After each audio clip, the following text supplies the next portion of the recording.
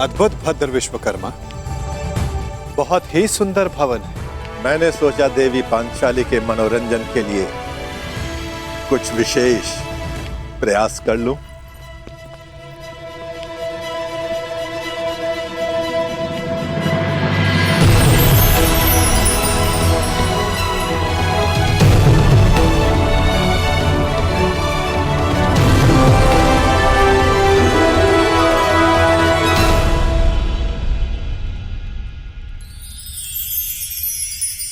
यहां जो जैसा दिखाई दे रहा है वो वैसा कदापि नहीं है।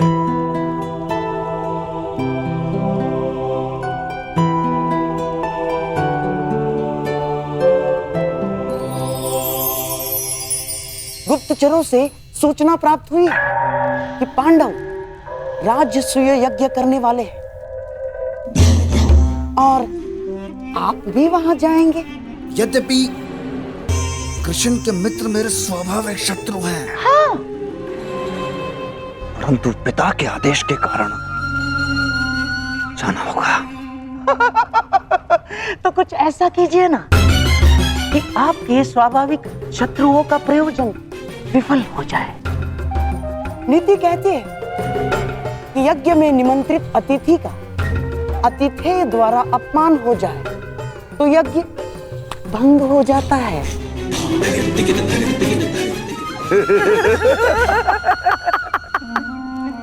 शिशुपाल, ये तो अत्यंत सरल कार्य है। गांधार नरेश, आपने तो वो कार्य बता दिया इसमें मुझे सर्वाधिक आनंद की अनुभूति होती है। अपमान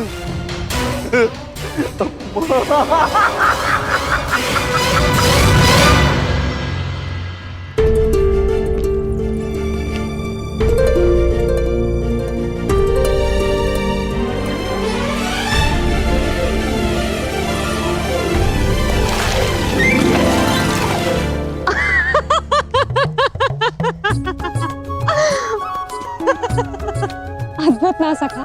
जहाँ जल दिखता है वहाँ भूमि है और जहाँ भूमि दिखती है वहाँ जल।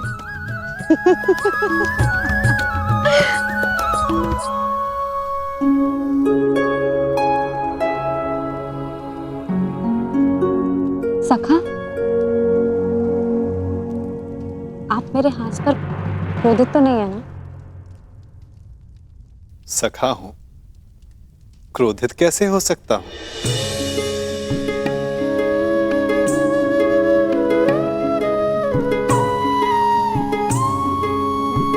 परंतु कदाचित कोई और क्रोधित ना हो जाए। प्रणिपात माता, निमंत्रण भेजे जाने के लिए प्रस्तुत है।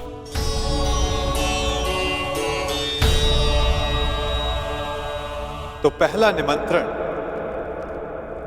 हस्तिनापुर जाएगा।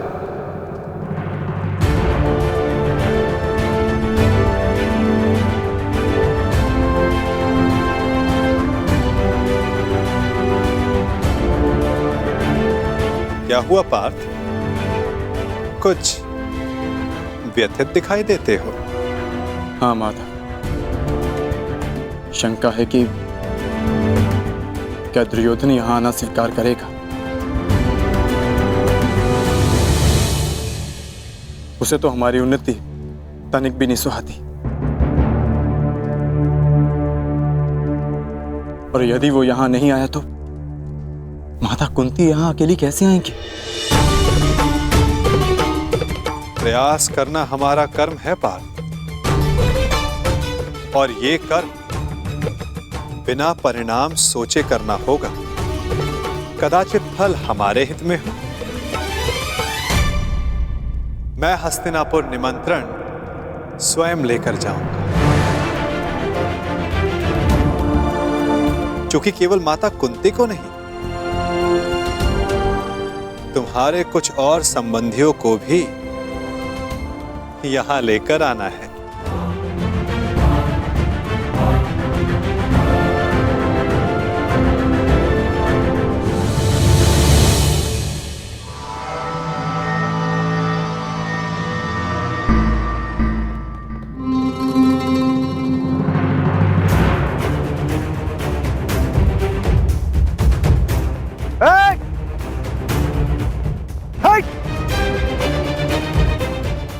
है तुम्हारे समक्ष 6 दिन नरेश शिशुपाल खड़े हैं।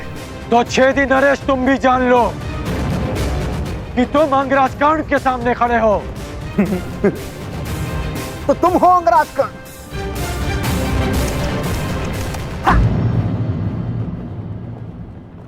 दान में बंजर भूमि क्या मिल गई? स्वयं को राजा समझ बैठा। भूल गए कि सूत का काम रथ की बागडोर संभालना है, राज्य की नहीं।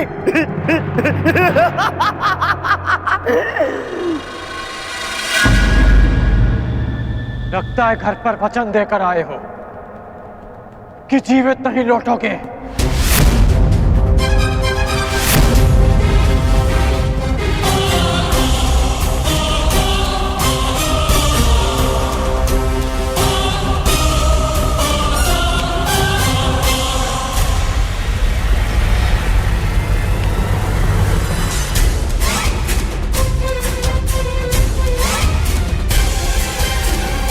अरे मित्रकर्ण, ये शिशुपाल है, ये मेरे अतिथि हैं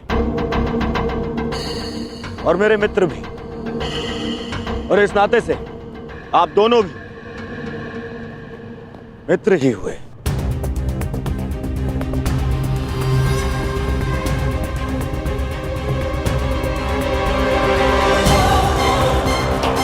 मेरा केवल एक ही मित्र है और वो हो तुम, और तुम्हारे अतिरिक्त किसी को मित्र बनाना होगा तो इस बार चयन में सावधानी बरतूंगा।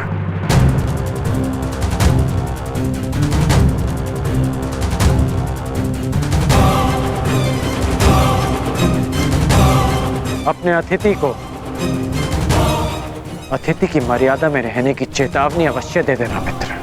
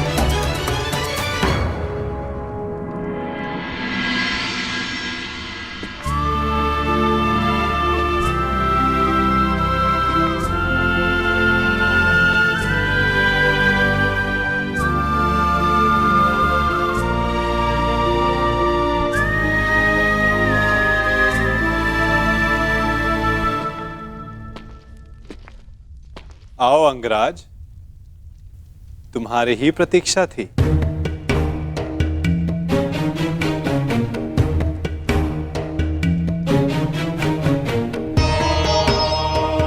क्षमा कीजिए वासुदेव, मुझे ज्ञात नहीं था कि आप भी यहाँ हैं। कोई समस्या नहीं मित्र, बहुत कुछ है जो अब तक सबको ज्ञात नहीं, परंतु अब सबको ज्ञात होगा। मैं वासुदेव कृष्ण इस सभा में उपस्थित समस्त जनों को अपनी और राजा युधिष्ठिर की ओर से प्रणाम करता हूं और उनकी ओर से आप सबको निमंत्रण देता हूं। कैसा निमंत्रण वासुदेव?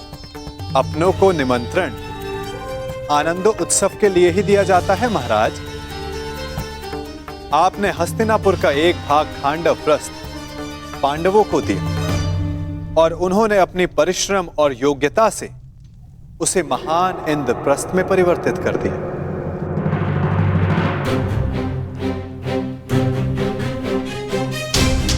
और अब इंद्रप्रस्थ एक प्रसन्न और स्वतंत्र देश है और युधिष्ठिर भी उस पर न्याय और धर्म पूर्वक शासन चला रहे हैं।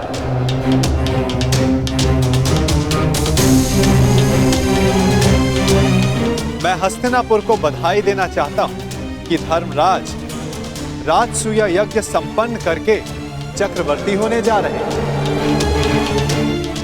और उन्होंने सादर आप सबको इस यज्ञ के आयोजन में निमंत्रित किया है।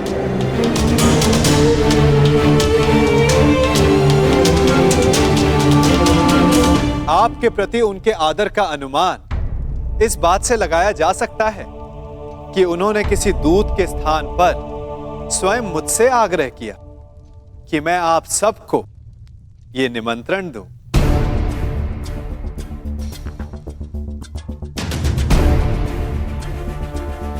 वासुदेव, यह जानकर प्रसन्नता हुई कि पांडव पुत्रों ने बंजर भूमि को इंद्रप्रस्थ बना दिया। महाराज, इस समारोह में हमारा सम्मिलित होना आवश्यक है।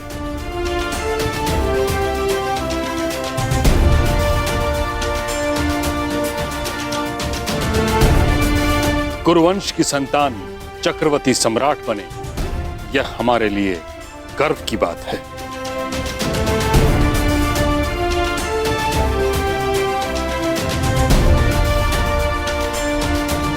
ये कुरु परिवार के लिए अवश्य गर्व की बात है ताचरी, परंतु हस्तिनापुर यदि इस यज्ञ में सम्मिलित हुआ तो क्या यह राजनीतिक रूप से उनकी अधीनता मानने के समान नहीं होगा?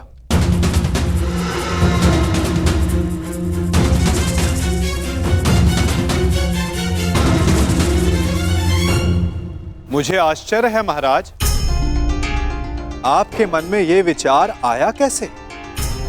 पांडव भी आपके अपने पुत्रों के समान हैं। फिर हस्तिनापुर और इंद्रप्रस्थ एक दूसरे से भिन्न कैसे हुए? पांडव सदा आपका परिवार रहेंगे और आप सदा उनके ज्येष्ठ पिताश्री, जिनकी माता ने परिवार के मान के लिए इंद्रप्रस्थ में नहीं अपितु हस्तिनापुर में रहना श्रेयस्कर समझा, वो पांडव आपको अपने अधीन बनाने का विचार अपने मन में कैसे ला सकते हैं? फिर भी निर्णय आपका है। आप चाहें तो पांडवों को अपना मानकर उन्हें आशीर्वाद दे सकते हैं,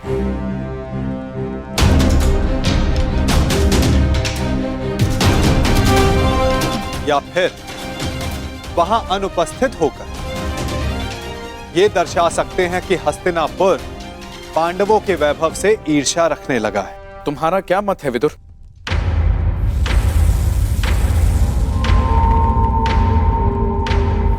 मेरा मत है कि यज्ञ में जाना उचित होगा।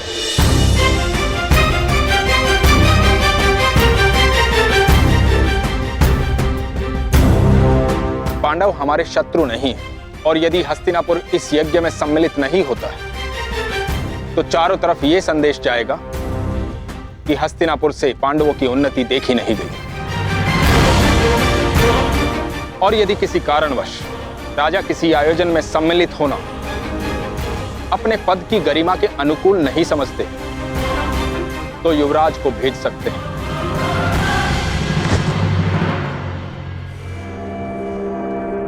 यदि ताचरी और विदुर का यही सुझाव है तो हस्तिनापुर उस समारोह में अवश्य सम्मिलित होगा।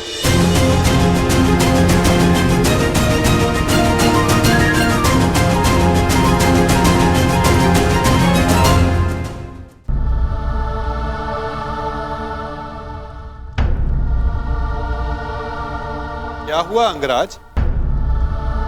प्रतीत होता है कि आपको इसमें कोई आपत्ति है। निमंत्रण आपके लिए भी है। नहीं वासुदेव, मैं उस यज्ञ में भाग लेना उचित नहीं समझता।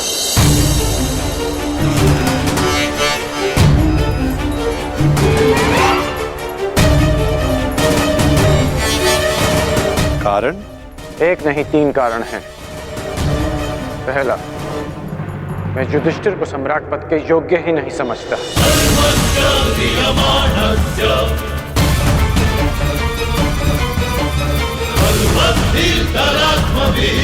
दूसरा, मेरी दृष्टि में युधिष्ठिर युवराज दुर्योधन से उत्तम शासक नहीं है।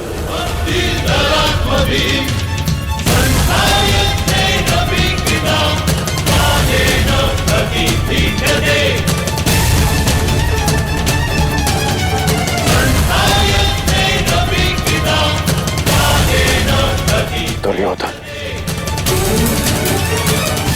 नियमों में बंधकर प्रजा पर शासन नहीं करते, अपितु प्रजा के लिए नियम बनाते हैं।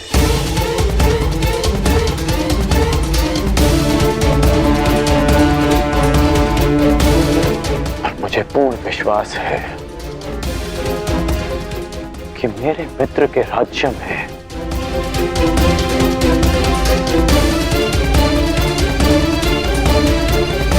फिर से किसी शोण के मुख में पिघला हुआ स्वर्ण केवल इसलिए नहीं भरा जाएगा कि उसने एक सूत होकर वेद पाठ करने का साहस किया।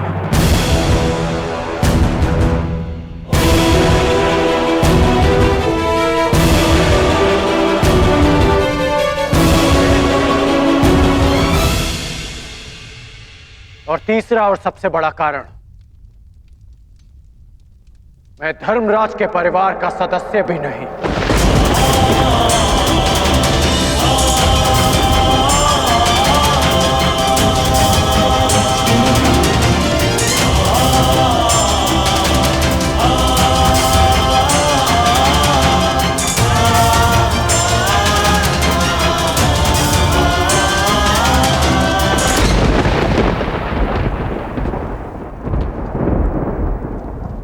जिसे मैं सम्राट पद के योग्य नहीं समझता, मैं उसे उस पद की बधाई देने नहीं जा सकता।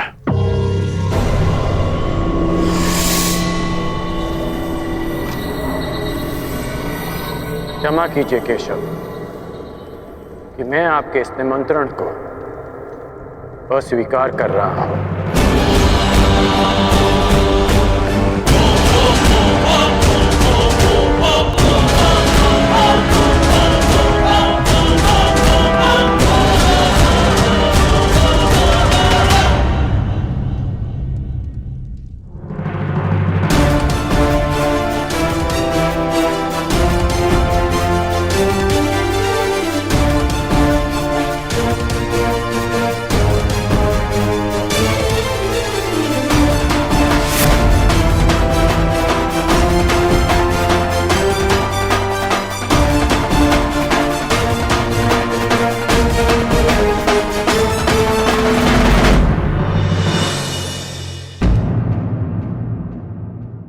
उठने का प्रयास कर रहे हैं तब तक ठीक है, परंतु जब आपके मन में दूसरों को नीचा समझने का भाव आ जाए तो सावधान हो जाइए, क्योंकि यही अहंकार है जो वास्तव में आपको हीन कर रहा है। क्षमा कीजिए केशव कि मैं आपके इस निमंत्रण को अस्वीकार कर रहा हूं।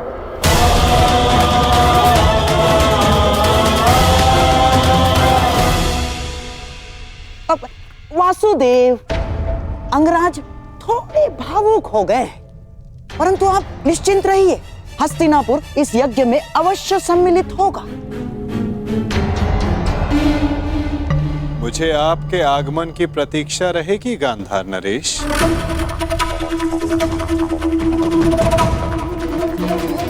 और आपके मित्रों की भी।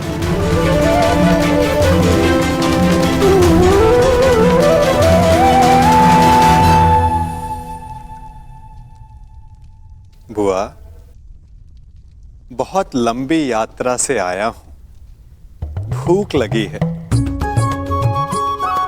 भ्राता भीम ने मुझे बताया था कि आप राजभोग और खीर बड़ी स्वादिष्ट बनाती हैं।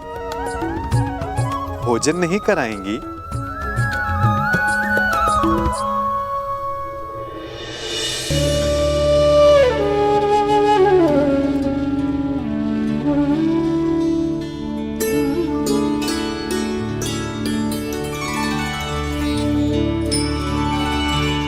आनंद आ गया बुआ।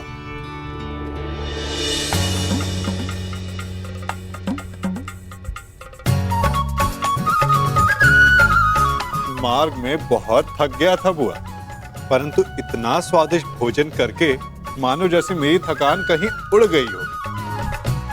और ये खीर,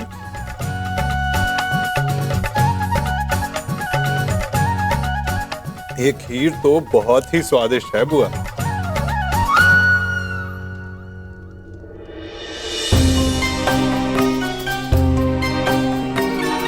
क्या हुआ बुआ, आप प्रसन्न नहीं हैं? आपके पुत्र राजसूय यज्ञ करने जा रहे हैं। आप अपने 5 पुत्र से मिलने वाली हैं बुआ। आपको तो परम आनंदित होना चाहिए।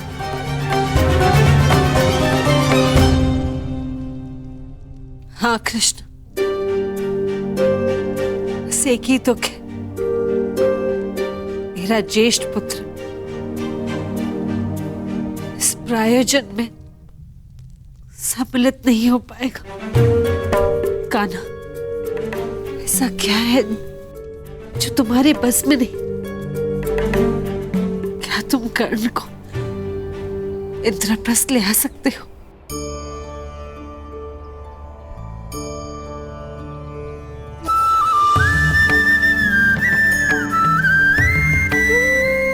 मैंने तो छाछ का ऋण भी उतारा है बुआ।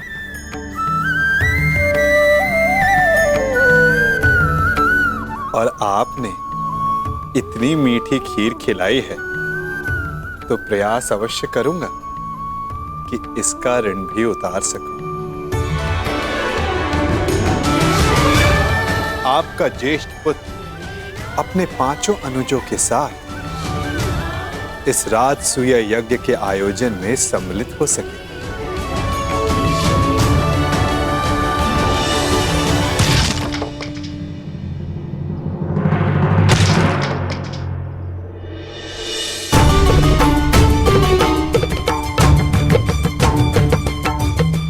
ऐसे आघात शत्रु पर उचित है महाबली।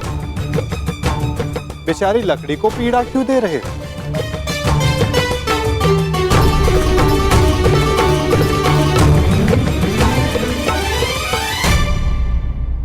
क्योंकि मैं अपने शत्रु पर आघात नहीं कर सकता, इसलिए मैं अपना शोभ इन लकड़ियों पर निकाल रहा हूं।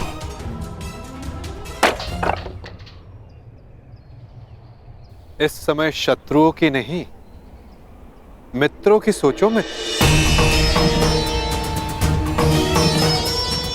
जब दुर्योधन इंद्रप्रस्थ आने को प्रस्तुत है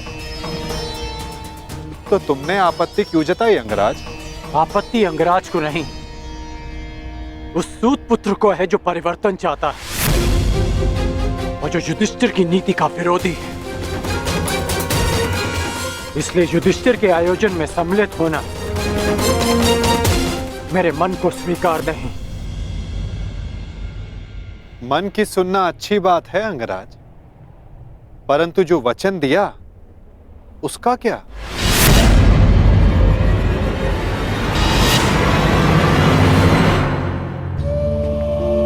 पांडवों की अनुपस्थिति में बुआ कुंती की रक्षा करने का वचन तुमने स्वयं को ही दिया था ना, वो नहीं निभाओगे?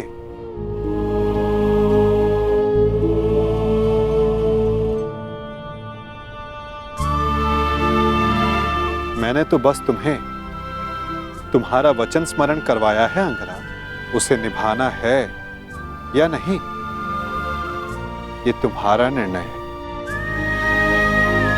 क्योंकि मनुष्य का भविष्य उसके चयन पर निर्भर है।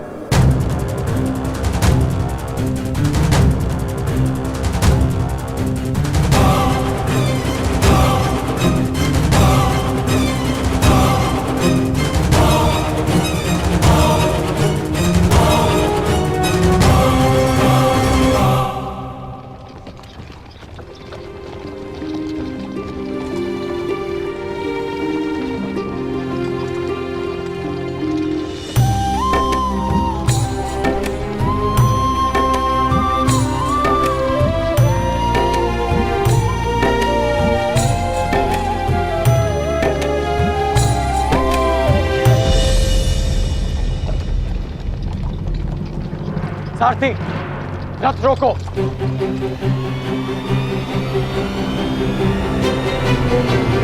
त्रिकर्ण, हम यहां क्यों रुके?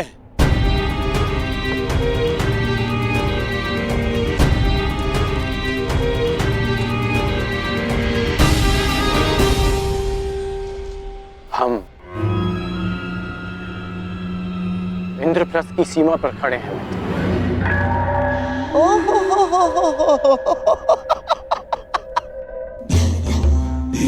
ये है इंद्रप्रस्थ, जिसकी प्रशंसा करते करते उस वासुदेव की जीवा थक नहीं रही थी। सुना है कि इंद्रलोक से भी अधिक सुंदर है ये इंद्रप्रस्थ। कैसा इंद्रलोक! ऐसा प्रतीत होता है कि दरिद्र लोक में पहुंच गए हैं हम। और हाँ, वैसे भी जो सारा जीवन वन में व्यतीत करते आए हैं, उनसे इससे अधिक अपेक्षा क्या की जा सकती?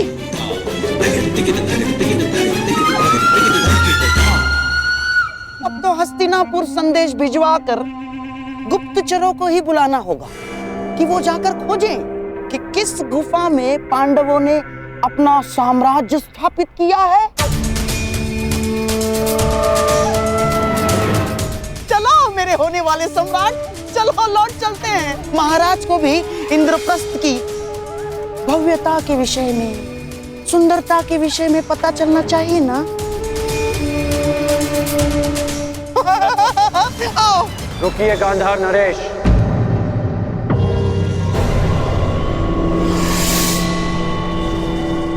आप तो गांधार के राजा हैं ना, तो क्या आपको ये नहीं पता कि इंद्रप्रस्थ को देवताओं के वास्तुकार विश्वकर्मा ने बनाया है?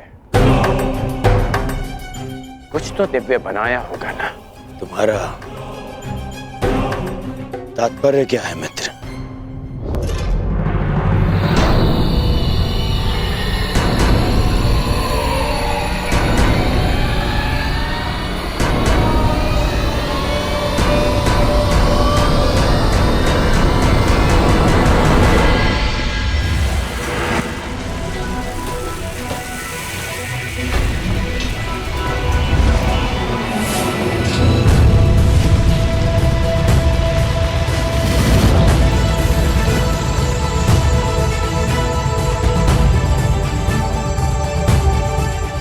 वो रहा इंद्रप्रस्थ मित्र।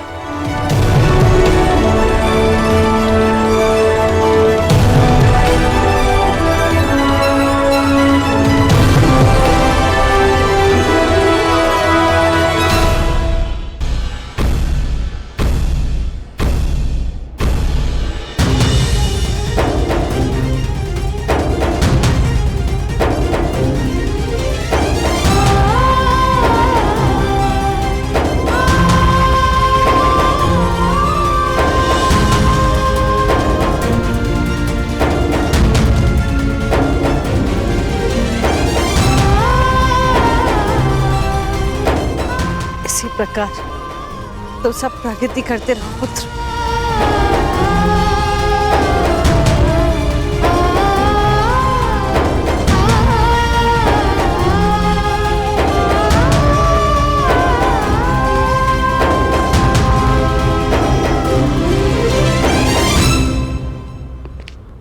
धन्यवाद मित्र, बुआ को अपने साथ लाने के लिए। धन्यवाद स्वीकार नहीं कर सकता वासुदेव। मैं यहाँ केवल अपना वचन निभाने आया हूँ। कारण कुछ भी हो मित्र, परंतु इस समय तुम पांडवों के अतिथि बन ही गए। अब सत्कार तो स्वीकारना पड़ेगा ही।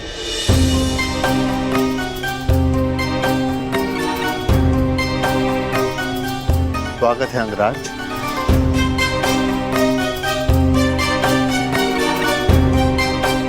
इंद्रप्रस्थ आपका अभिवादन करता है।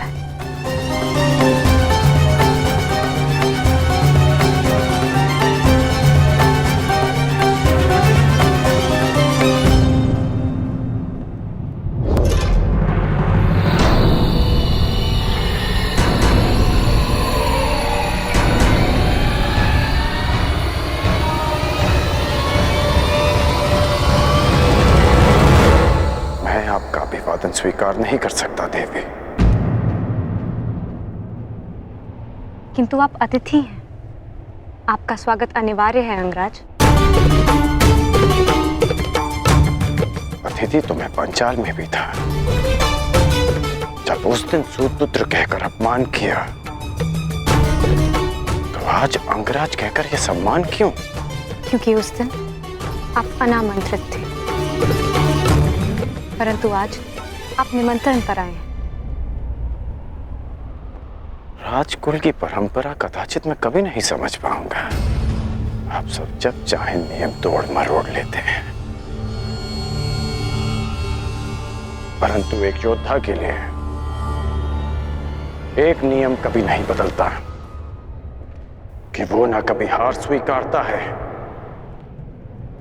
और ना अपमान।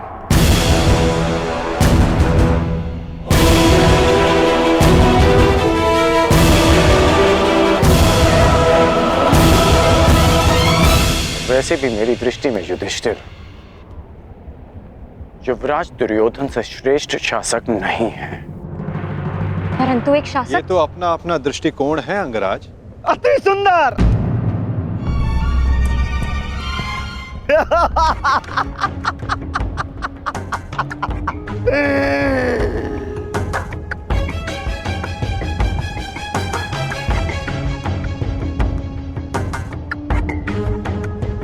एक से एक महान विभूतियों का जमघट लगा हुआ है यहां पर।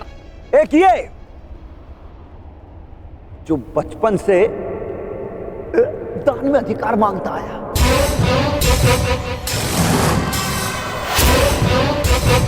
और ये बचपन से ही सब कुछ छल से चुराता आया, और उसके उपरोक्त ये महान पांडव इस हीन को अतिथि मानकर इसका आदर सत्कार कर रहे हैं।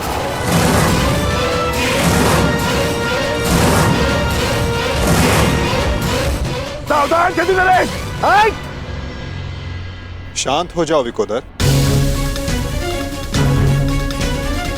इस समय छेदी नरेश शिशुपाल आपके अतिथि हैं, और अतिथि अतिथि का अपमान करे तो ये राजसूय यज्ञ के फल को निष्फल कर सकता है। परंतु स्मरण रहे शिशुपाल, मैं अतिथि के बंधन में नहीं बंधा हुआ हूं।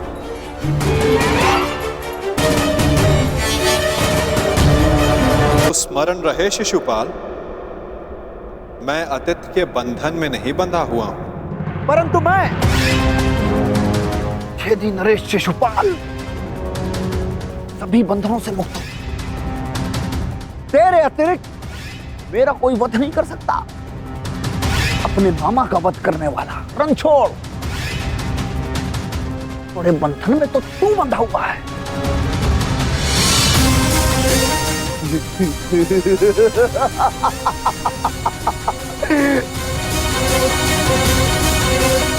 जब तक इस माला में मोती शेष हैं, तू भी मेरा कुछ नहीं बिगाड़ सकता। पूरे 100 मोती हैं। छलिया चोर।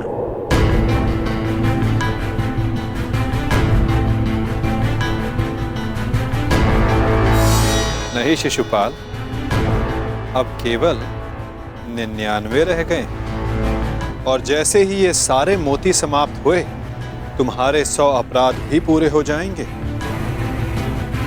और समाप्त भी। ऐसा अवसर मैं तुझे नहीं दूंगा।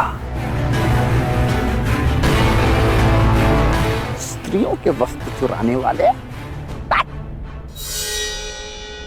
शिशुपाल,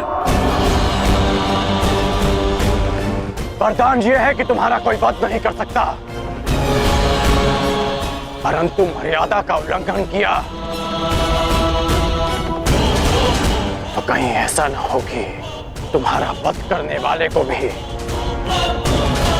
तुम पर दया आ जाए।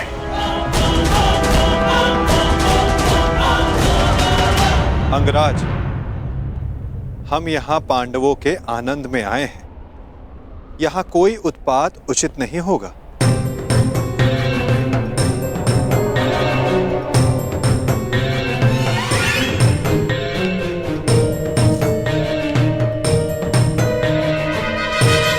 स्वागत स्वीकार करो शिशुपाल।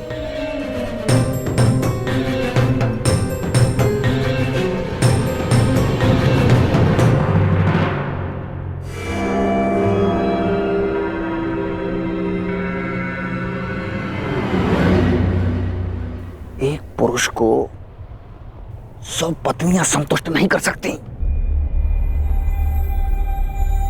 और तुम अकेली ने 5 को संतुष्ट कर दिया।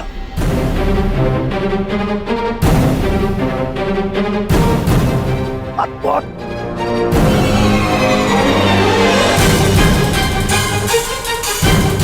संतोष मनुष्य की शील में होता है, और शील मनुष्य की दृष्टि में।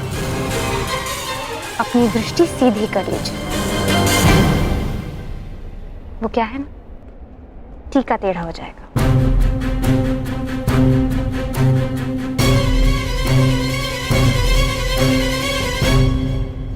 देख रहे हो मेरे होने वाले सम्राट? अब आएगा यहाँ आनंद।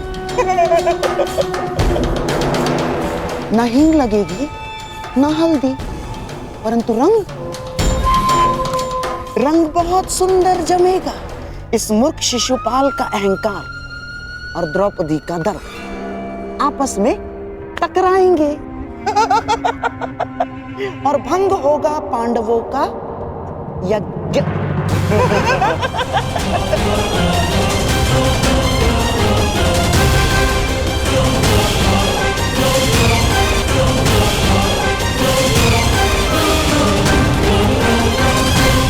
अपने लिए चाहते हैं, वास्तविकता में वही आपकी भी मर्यादा है। जो सीमा आप किसी दूसरे को पार नहीं करने देना चाहते, वही सीमा आपकी भी है। जिस दिन से आप अपने मन से ये प्रश्न करना प्रारंभ कर देंगे, तब से ना आपसे कोई मर्यादा भंग होगी, ना ही कोई अपराध होगा। कदाचित इसीलिए कहा जाता है कि जब आपका मन नियंत्रण में हो, तो आपके हृदय के साथ साथ ईश्वर आपके मन में भी वास करता है। जिससे आप अपनी मर्यादा का प्रश्न पूछोगे, तो वो कभी अनुचित उत्तर नहीं देता।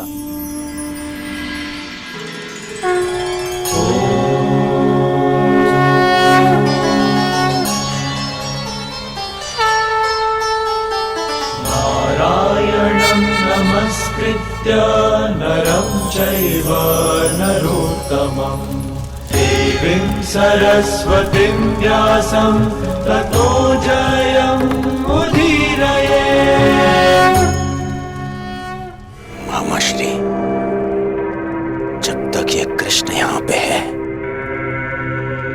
वो इस यज्ञ को भंग होने नहीं देगा। इसका उत्तर कृष्ण के छल के उत्तर में ही तो ये शिशुपाल नामक फल लाया हूं मैं।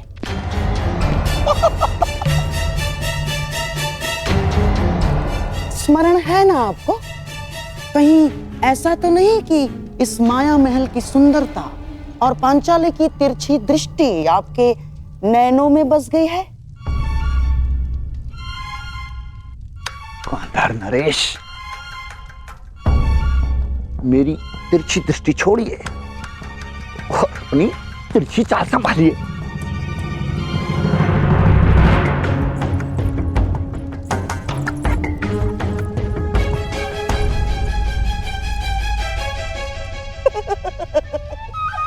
छेदी नरेश, द्रौपदी उस दिशा में अकेली जा रही है।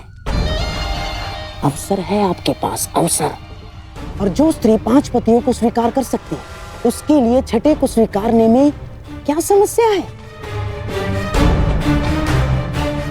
और जो ना स्वीकारा, तब भी हमारा लक्ष्य पूर्ण हो जाएगा। द्रौपदी को आपने कुदृष्टि से देखा, ये बात पांडव सहन नहीं कर पाएंगे और फिर अस्त्र उठाएंगे। आपको तो मार नहीं सकते हैं? आप पर हाथ उठाते ही अतिथि पर प्रहार माना जाएगा शिशुपाल, और यज्ञ ध्वंस हो जाएगा। आंधर नरेश, कभी कभी आप सीधी बात भी कर देते हैं।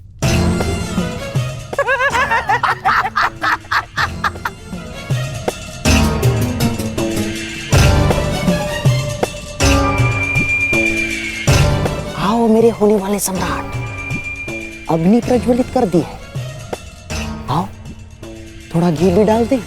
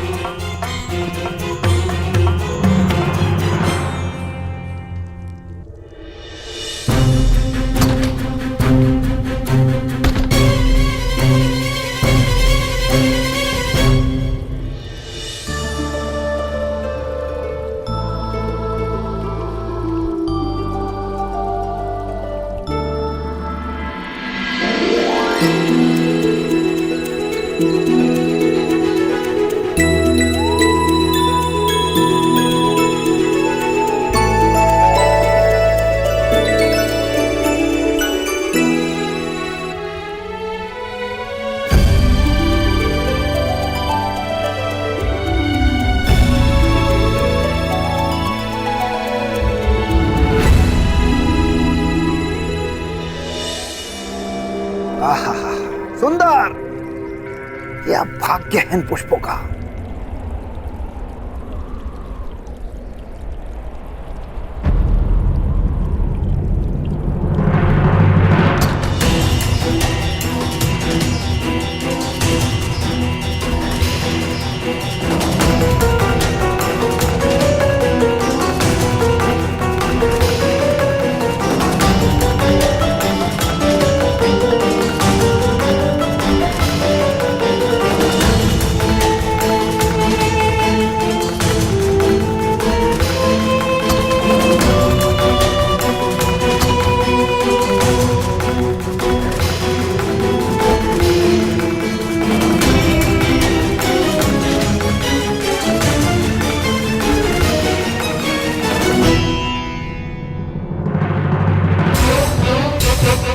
पांडवों का भाग्य इन पुष्पों की भांति जाग गया है। अभी जगा दो। अपनी मर्यादा में रहो शिशुपाल। आज 5 पतियों वाली स्त्री मुझे मर्यादा में रहना सिखाएगी। ये तुम्हें शोभा नहीं देता पंचाली। यदि मेरे 5 पतियों को तुम्हारी इस हरकत का पता चला तो छेदी राज्य नरेश विहीन हो जाएगा।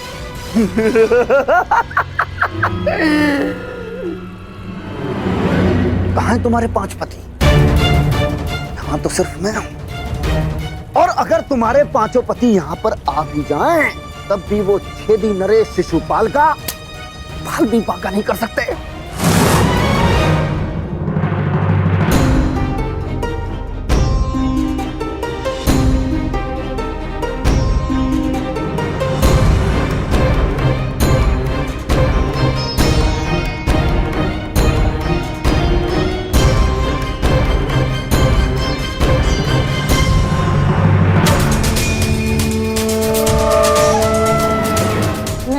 सुता याज्ञ सेनी हूं, भस्म हो जाओगे।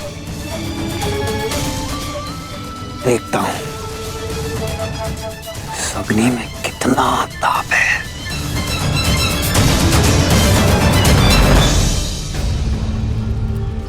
महाराज,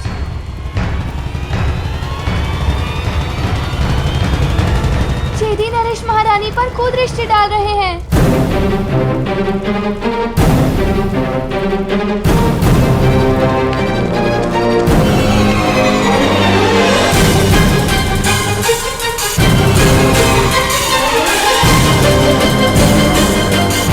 चौसर सज गई है, अब हो 12 और खेल हमारा।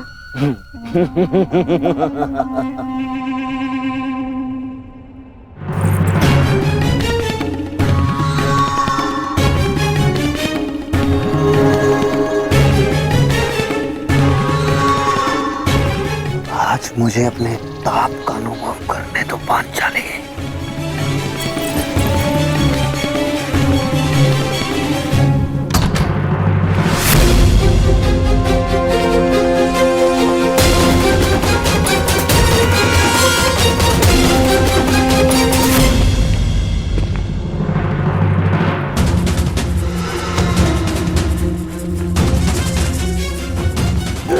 तुम्हें छोड़ेंगे नहीं। यही तो मेरी इच्छा है कि वो मुझ पर प्रहार करें और उनका यज्ञ भंग हो जाए।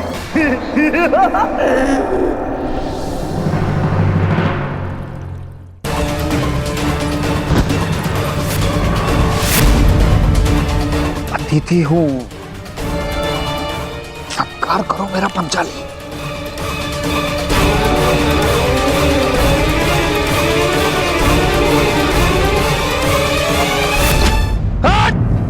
तो हो गया यज्ञ भंग। आ गए कुंती के पुत्र तुम्हें बचाने।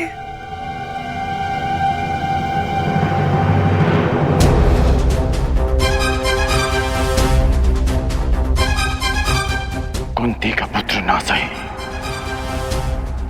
एक पुत्र आया है, एक स्त्री का मान बचाने।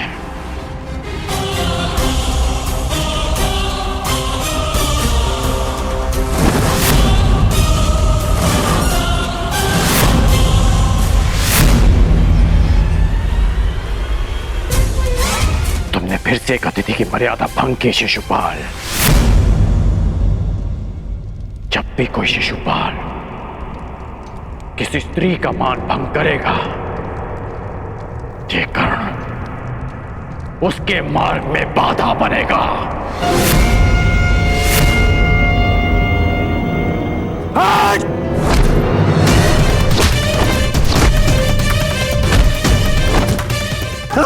हस्तिनापुर को समझाया था कि अपनी मर्यादा में रहना। मैं हस्तिनापुर के युवराज और भावी सम्राट का मित्र हूं, और तुमने उसी हस्तिनापुर की कुलवधू का अपमान करने का प्रयास किया।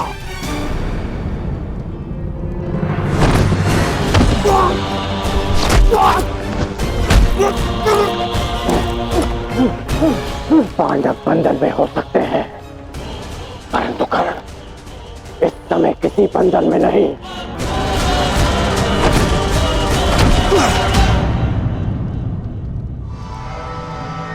वांग राजकर्ण, जिस द्रौपदी ने तुम्हें सूत पुत्र कहा, तुम उसका साथ दे रहे हो और मेरा विरोध कर रहे हो। इसलिए क्रोधित हो क्योंकि उसने तुम्हें नहीं स्वीकारा। मैं आज भी कहता हूं, कुछ नहीं बिगड़ा अंगराज। अरे जिसके 5-5 हैं, हम और तुम मिलके अगर साथ भी हो जाएंगे तो क्या अंतर पड़ता है?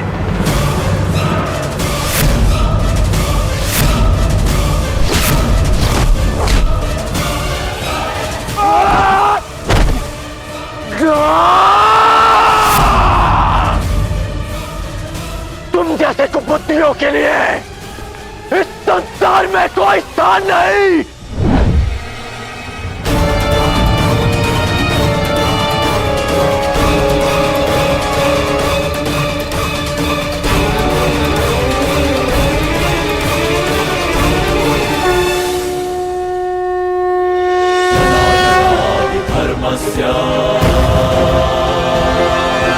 नानिर्भवति भारत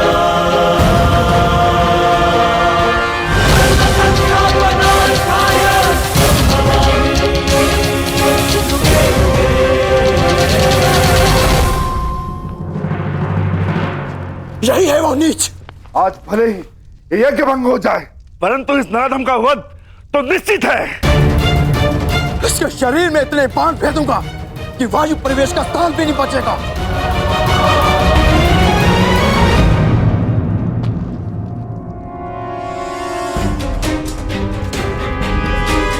मेरे होने वाले सम्राट, ऐसा प्रतीत होता है कि हमारा प्रयोजन पूर्ण हो गया है। रुक जाओ अंगराज, शांत हो जाओ।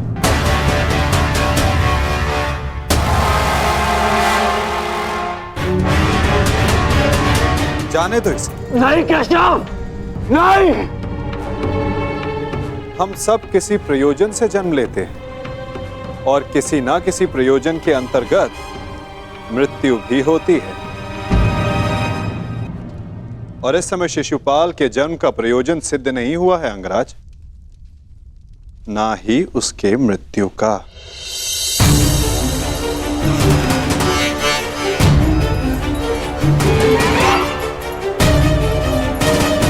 इस समय उसे क्षमा कर देना ही श्रेयस्कर होगा, है ना शिशुपाल?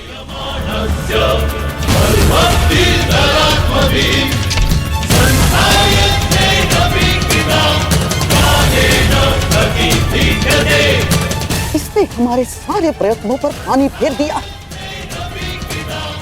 तुमने इसे अपना मित्र चुना है या नियति ने पांडवों का?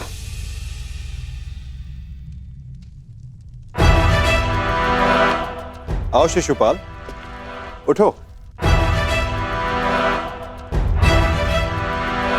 आपके लिए श्रेष्ठ यही होगा कि आप यहां से चले जाएं छेदी नरेश। हाँ, क्योंकि वासुदेव ने अंगराज को तो रोक लिया, रचित मैं ना रुक पाऊं। यही तो मेरी कामना है विकुधर। तुम आगे बढ़ो, प्रहार करो मुझ पे, तो फिर यह प्रहार करके अधिक प्रसन्नता मुझे होगी। नहीं पाल, अभी नहीं। परंतु क्यों माधव, आप इसे दंड देने से क्यों रोक रहे हैं? क्योंकि अभी उचित समय नहीं आया है पार्थ।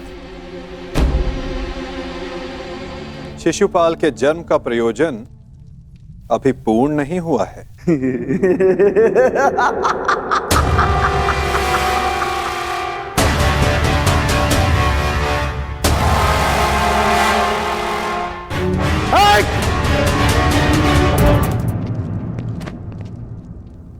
आओ युधिष्ठिर, यज्ञ प्रारंभ करते हैं।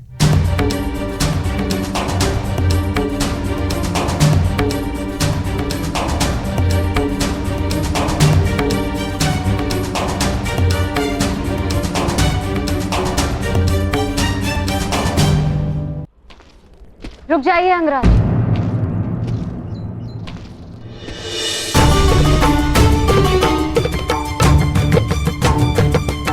एक प्रश्न है मन में। जिसका सम्मान न लिया, उसके मान के लिए द्वंद्व क्यों किया?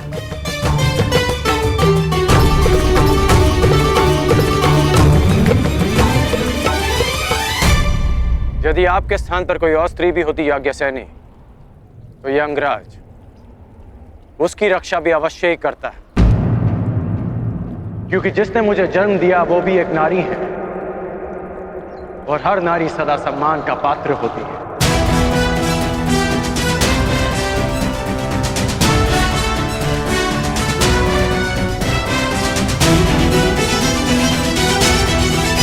पुरुष का अपमान करने के पश्चात भी। क्षमा कीजिएगा अंगराज, स्वयंवर में जो कुछ भी घटित हुआ उसके लिए मैं आपसे क्षमा नहीं मांग पाई।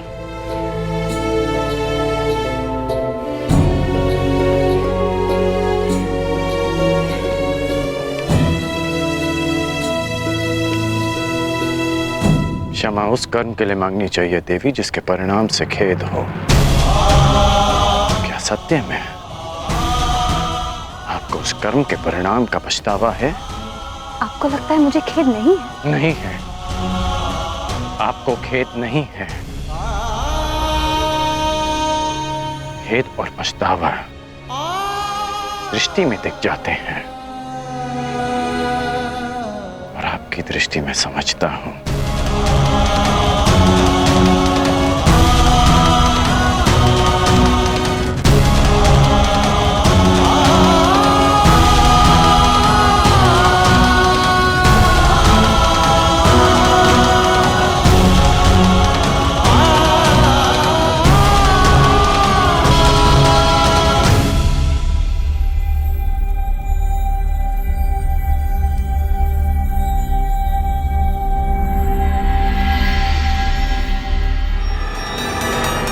चेदी नरेश, आपको भी शीघ्र ही अवसर मिलेगा आपके अपमान का प्रतिशोध लेने का।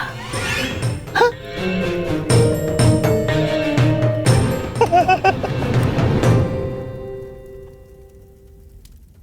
अब सारे अतिथि राजा अपनी अपनी भेंट होने वाले सम्राट को प्रस्तुत करें।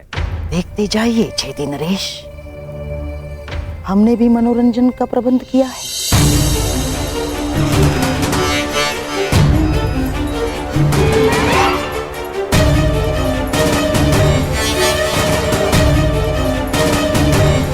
धृतराष्ट्र पुत्र दुर्योधन की ओर से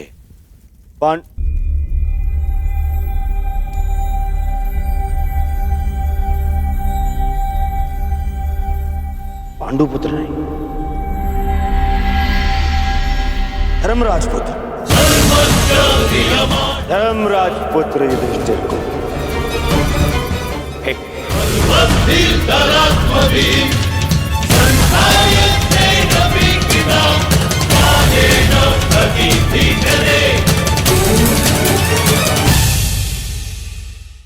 शत्रु के मान को भंग करके आपको संतोष अवश्य मिल सकता है, परंतु वो शत्रु अपने जीवन के शेष हर पल को उस अपमान के प्रति उत्तर में लगा देता है। इसीलिए सावधान रहिए। किसी का अपमान करना स्वयं आपके लिए भी हानिकारक सिद्ध हो सकता है।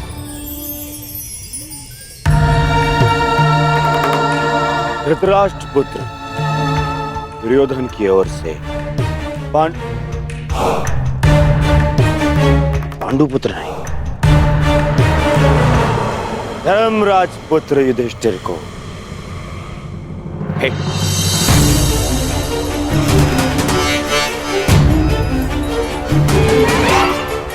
धृतराष्ट्र पुत्र दुर्योधन की ओर से पवन पुत्र भीम को सह प्रेम स्वीकार करें।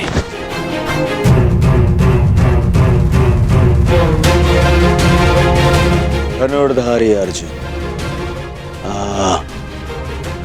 इंद्र के पुत्र,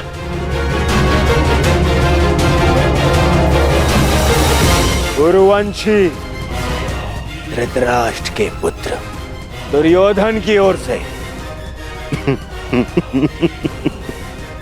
भेंट स्वीकार करो।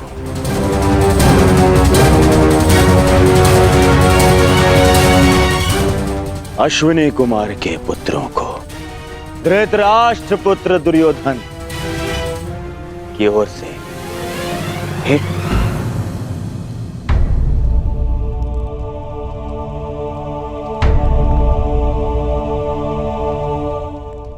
मुझे किस संबोधन से पुकारेंगे धृतराष्ट्र पुत्र? अब 5 पतियों की एक पत्नी को मैं क्या कह के पुकारूं?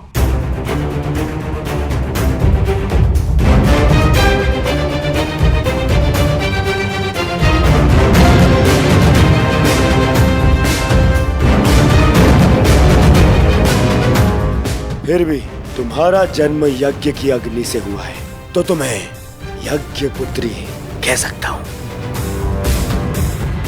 बात यदि उद्गम की है, तो आपके जन्म के सत्य से भी सभी परिचित हैं। घटपुत्र।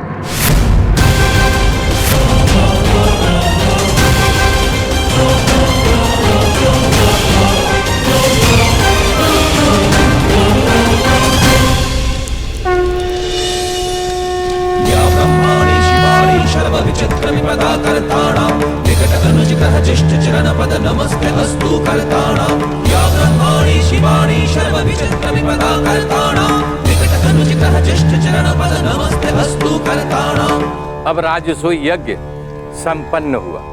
अतिथियों के पूजा के बाद ही आप सम्राट सिद्ध होंगे। मैं अग्र पूजा के लिए उन्हें आमंत्रित करना चाहता हूं, जो आर्य व्रत के सर्वश्रेष्ठ पुरुष हैं, जिनके कारण ये यज्ञ संपन्न हुआ है, और वो है वासुदेव कृष्ण।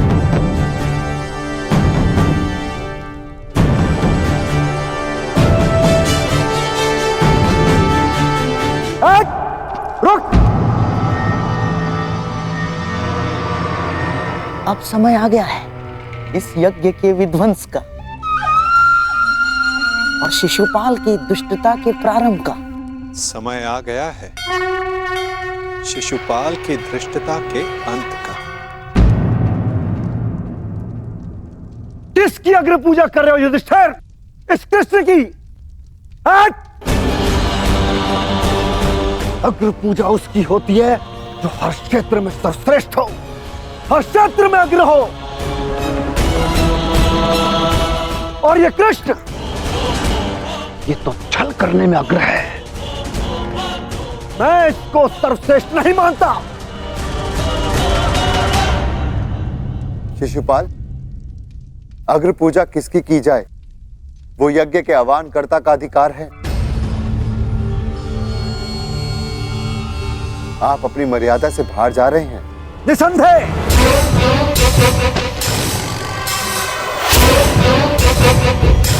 मर्यादा की बात मत करना युधिष्ठिर, क्योंकि मुझ में मर्यादा होने का दम्भ है तो मुझ में नहीं हो सकता युधिष्ठिर। और दम्भ हो भी तो किस बात का? 5 पिताओं के पुत्र को कुल का दम्भ हो भी नहीं सकता। सावधान शिशुपाल, चिल्ला मत भीम। इस बार चिल्लाने से कुछ नहीं होगा, सत्य ही कह रहा हूं। राजसूय यज्ञ कर लिया, परंतु सम्राट होने का गर्व कहां वर्णावत के भगोड़ों के पास। कहीं दान में मिले राज्य को पाकर शूर होने का भ्रम तो नहीं तुझे? जरासंध को छल से मारने के पश्चात स्वयं को न्यायशील कहने का साहस भी नहीं। केवल शरीर ही बड़ा पाया है या साहस भी है भगोड़े कहेंगे? अगर साहस है तो उठाओ शस्त्र। आप अतिथि हैं छेदी नरेश, अतिथि स्वीकारिए। विघ्न क्यों डाल रहे हैं? शांत युधिष्ठिर, मुझे रोक रहे हो। अपनी माता को रोका होता जब उसने एक स्त्री को 5 पुरुषों में बांटने का आदेश दिया।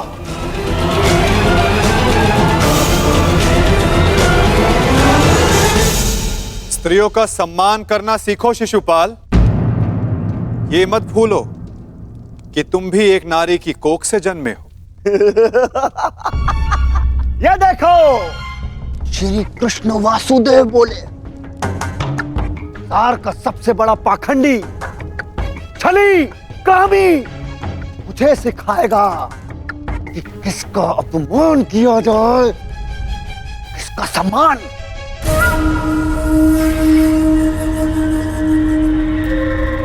अग्र पूजा की कामना रखने वाले, तू जानता है तेरा नाम कृष्ण क्यों पड़ा? क्योंकि तू है ही मन का काला।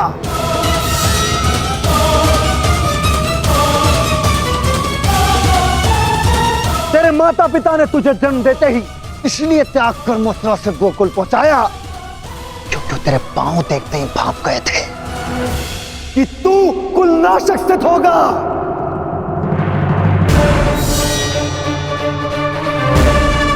वही किया तूने, वही किया, अपने मामा का वध। जीभा और अश्व की गति एक समान होती है शिशुपाल। यदि उसके रास को कसकर ना रखा जाए तो अश्व अपने सवार को गिरा देता है और जीभा बोलने वाले को। श्री कृष्ण वासुदेव की बड़ी बड़ी बातें, अरे जो सत्य है उसको कहने में जीवा को लाज कैसी? बचपन से धूर्त रहा है तू।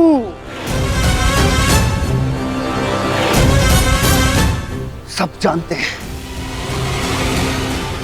माखन स्वयं चुराता और आरोप अपने मित्रों पर लगा देता। धूर्त मुझे कहता है कि जीवा पर रास कसूं। तुम्हें जो वृंदावन में रास रचा है वो संसार जानता है। कामी है तू, कामी। प्रेम का झांसा देकर जो स्त्रियों को ताड़ता रहा वो मुझे स्त्रियों का सम्मान करना सिखा रहा है। क्या क्या नहीं किया तूने? स्नान करती स्त्रियों के वस्त्र तूने चुराए। अरे गोकुल की विवाहित महिलाओं को मोहित करके उनका चरित्र पतन तूने किया।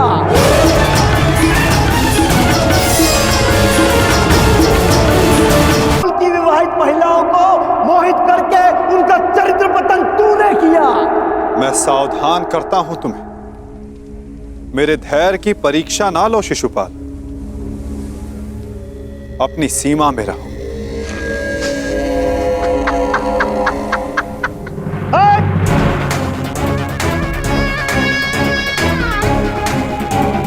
धैर्य तो मेरा टूट गया है।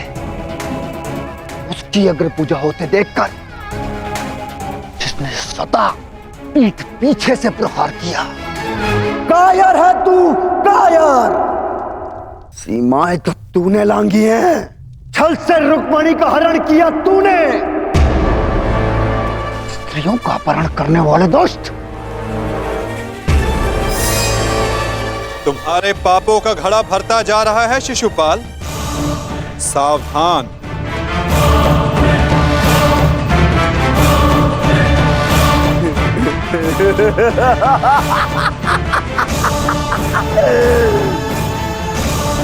क्या करेगा तू?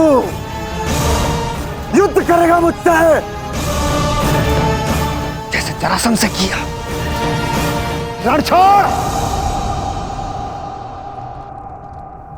अरे युद्ध भूमि छोड़कर भागने वाला कायर है ये, रण छोड़ है, दुष्ट है ये।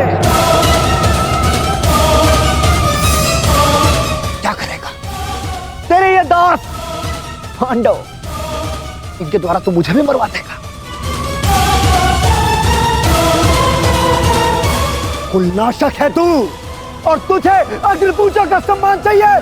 थू। बस शिशुपाल।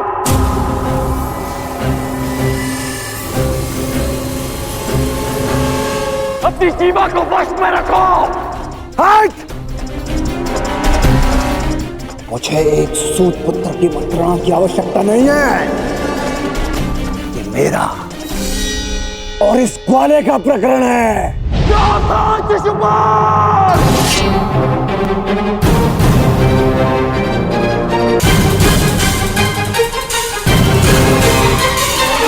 नहीं अंगराज, रुक जाओ।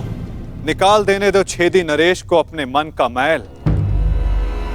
इनका नाश करने के लिए अपना बाण व्यर्थ मत करो। इनकी जीभा स्वयं इनके नाश का कारण बन जाए।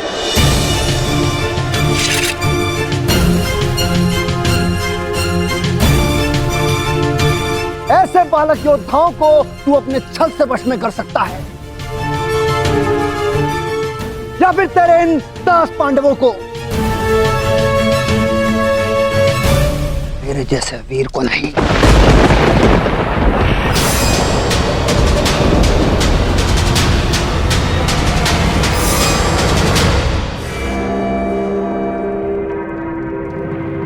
श्री,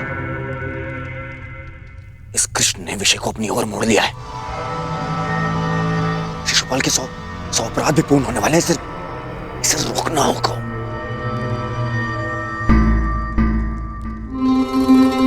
शिशुपाल ठहरो। चुप। दूर रहना कायर दुर्योधन। स्वयं से कुछ होता नहीं है और मुझे रोक रहे हो। बैठे रहो अपने मामा को त्रिया पकड़कर। आज इस स्त्री के मान का पाखंड करने वाले को उसका उचित स्थान दिखाकर रहूंगा मैं। 16,000 रानियों से जब तेरा मन नहीं भरा तो तू पांचाल चला गया। तेरा और इस पांचाली का क्या संबंध है? किसी से छिपा नहीं है।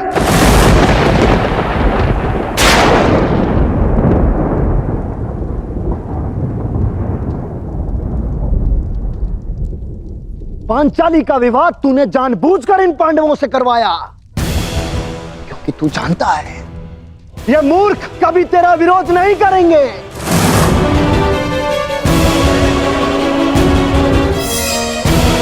सखा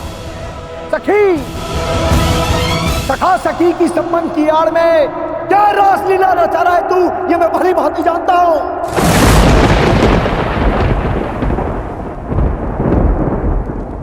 पर स्त्री गमन करने वाला पापी नहीं, महापापी है तू।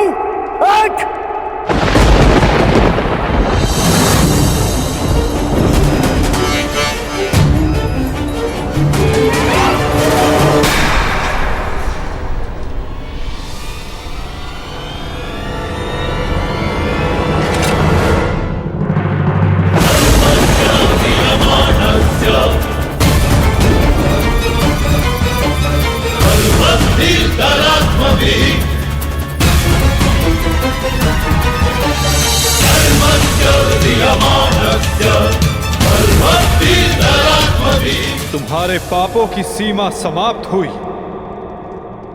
और मेरी सहनशीलता भी।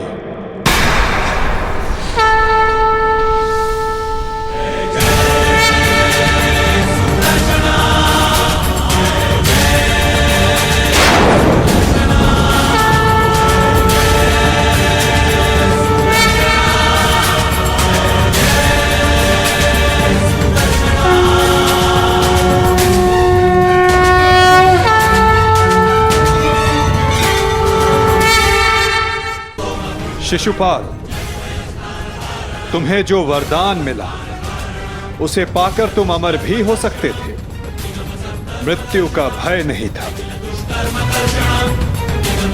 इसलिए संसार और मानवता की भलाई के लिए, उसके कल्याण के लिए तुम वो कार्य कर सकते थे जिनके लिए तुम्हारा नाम सदा स्मरण किया जाता शिशुपाल।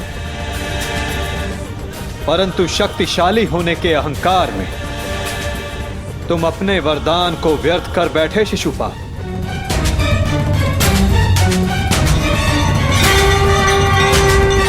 तुमने किसी का प्रेम नहीं लिया शिशुपाल, केवल श्राप लिया। अब देखो, तुम्हारा अंत, तुम्हारी मृत्यु तुम्हारे समक्ष है। ये क्या कर रहे हैं वासुदेव? ये अन्याय है। मैं इसका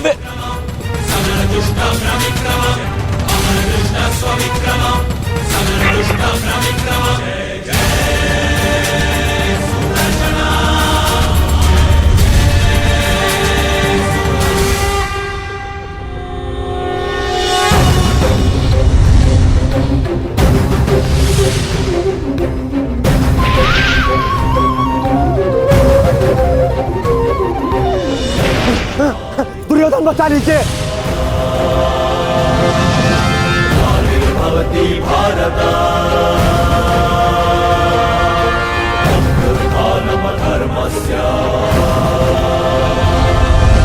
तदात्मानं सृजाम्यहम्। मेरी रक्षा करो, मैं दोस्त हूँ, कायर हूँ, मैं क्षमा चाहता हूँ, मेरी रक्षा करो। नहीं, तुम केवल एक अपराधी हो जिसे बार बार सावधान करने के पश्चात भी वो नहीं माना। तुमने न केवल एक अतिथि की मर्यादा भंग की, अपितु एक स्त्री के सम्मान पर भी प्रहार किया।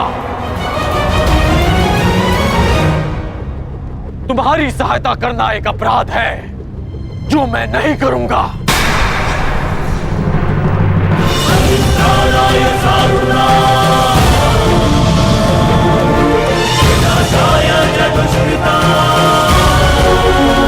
वासुदेव, क्षमा करना।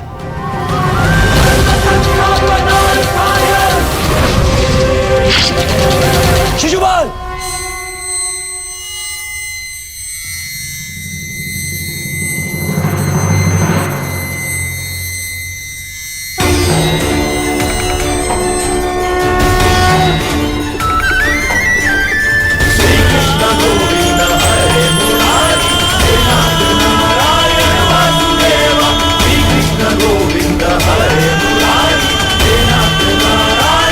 यही तुम्हारे पापों और अपराधों का अंत है और तुम्हारे दुखों से तुम्हारी मुक्ति भी।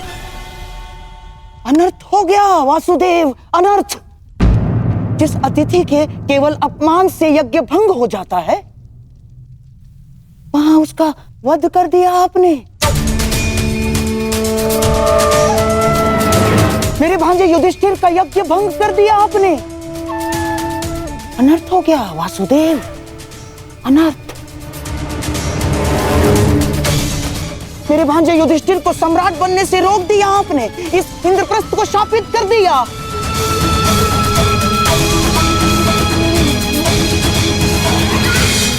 मामा श्री उचित कह रहे हैं।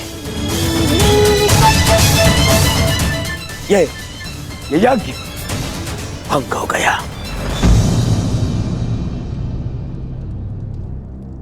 नहीं दुर्योधन, प्रथम आतिथ्य ने अतिथि का वध नहीं किया। दूसरा, अतिथि अपनी सीमा और मर्यादा का उल्लंघन बार बार समझाने के पश्चात भी कर रहा था। इसीलिए प्राण खोने से पूर्व उसने अपना अतिथि का पद खोया।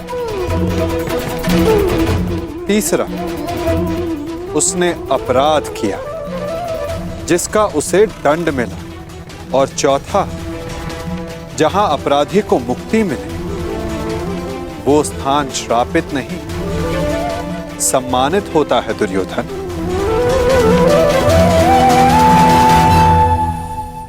विश्वास ना हो तो अपने मित्र अंगराज से पूछ लो।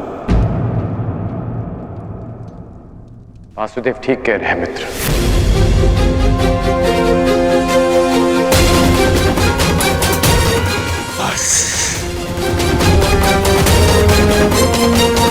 मित्र शांत हो जाओ।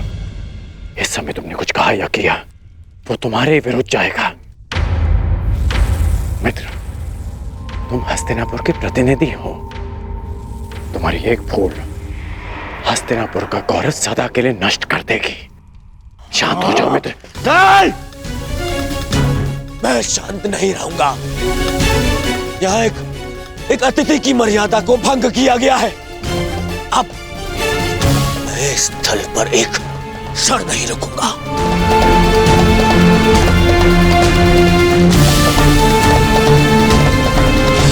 दुर्योधन, दुर्योधन! जो सोच कर आए थे वो कुछ नहीं हुआ।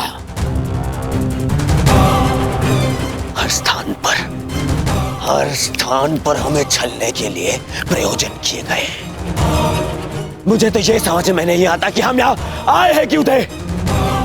चलिए मामाश्री। मित्र, मित्र, मामाश्री इसे कहिए कि मेरे सामने ना आए। मित्र कहता है मुझे न्याय की बात कहकर उसी की बात का विरोध करता है। मैं तुम्हारा विरोध नहीं कर रहा हूं मित्र। मैं तो मेरी बात समझने की कोशिश कर। बस कर। अब एक और शब्द नहीं।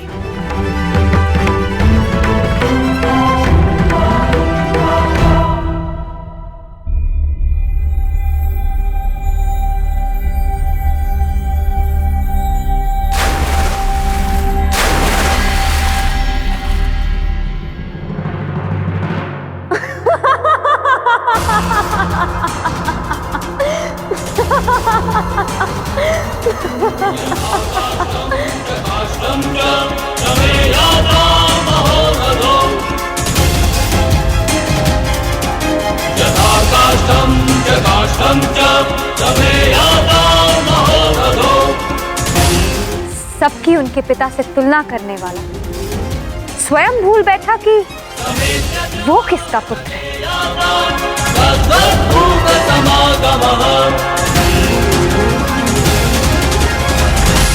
अंधे का पुत्र अंधा।